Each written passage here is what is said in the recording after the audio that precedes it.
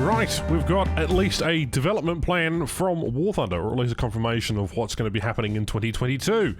So if you're curious to know, well, I thought I'd put the April Fool's footage from last year in the background because there was an article spotted today on the Aero magazine site in which War Thunder has been interviewed about their online combat simulation that we all dearly love. Now, it's news to me, but basically the interview goes into the concept, design, and obviously the structure of how the game came to be, but it's really the interesting points towards the end of the article that raise an eyebrow. Typically, it introduces the concept to the readers of this particular magazine about how the game works and its structure, how they make updates, and what kind of vehicles are included / what can you do in the video game.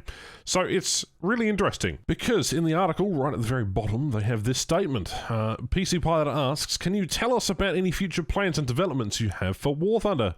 And the indicated response is, well, we usually release 5 updates per year, each of them bringing dozens of new war machines, some maps, visual gameplay improvements.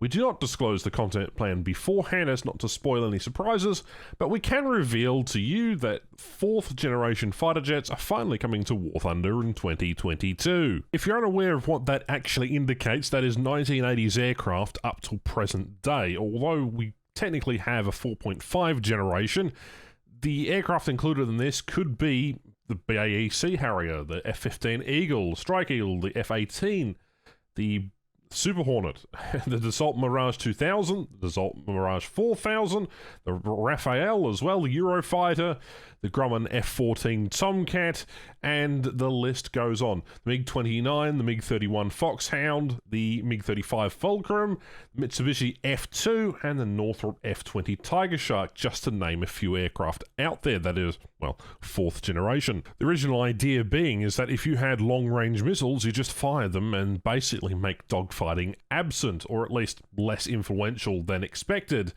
And as a result, maneuverability and the growing costs of military aircraft in general demonstrated successes of, well, multi-role platforms. So most of these aircraft are, in hindsight, multi-role. But essentially, you get beyond visual range combat, and obviously that augmentation inters air combat maneuvering as well, which can be, I guess, fly-by-wire and all those other wonderful technologies, which is something that, you know, seasoned DCS pilots would love to tell you about. But War Thunder, on the interesting note, at least in the article, they consider DCS not to be a competitor. They say War Thunder is offering a more wide range of vehicles for you to play. Well, that's obvious, but how are you going to get people to play these top tiers? What is the economy going to look like? And more importantly, how are they going to be balanced in the game?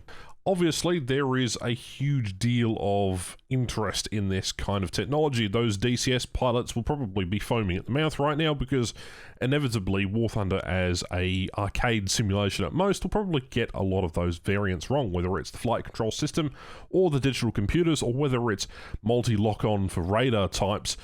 It's really quite interesting to sort of see their confirmation for what is coming in 2022. That's all they've said in the article, although they do talk a little bit about their competitors in the realm of IL-2 and DCS, and they say they have a more competitive advantage here because of the vehicles that they are, well, presenting to the game. We have one exact hint from Mike Goes Boom, particularly on the German stream, who was asked if there was going to be more premium aircraft. The following is his interesting response. Any news about the premium French Mirage? No. Es wird natürlich ein paar Premiums geben. There will be some premiums in the next patch, but I won't tell you what. I will tell you the following. There's going to be a very, very, very, very, very sought after premium. That's all I'm going to say. It's going to sell like hotcakes. Which also means it's going to get completely destroyed in the matchmaker. That's going to be a fun time. All we can say here is that the significant development from Gaijin Entertainment with the announcement, at least in the article here, indicates that there's going to be a very interesting time for, well, fighter aircraft and people who like flying aircraft in War Thunder, at least in 2022. Despite the recent changes and the backlash for the recent economy changes, you know, Gaijin have released at least a new sort of interesting hint to what could be coming towards the game. Anyway, you've been updated. Thank you very much for watching. Let me know what you think in the comments down below. My name is Ash, and I'll catch you in the next one soon, probably. Oh boy. F14 when?